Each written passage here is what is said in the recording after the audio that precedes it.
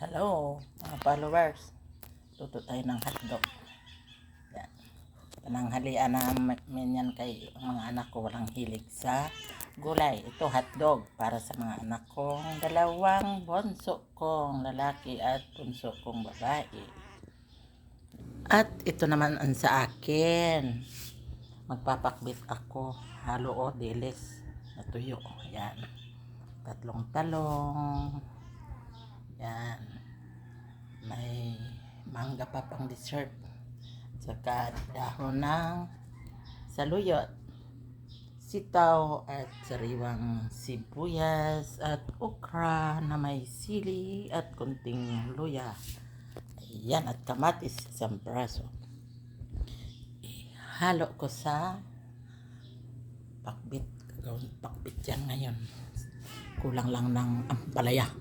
Wala lang ampalaya. Yan, salamat sa Diyos sa mga biyaya. Yan.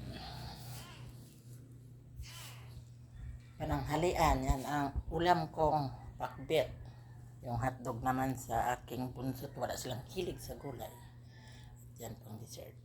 Salamat po sa Diyos.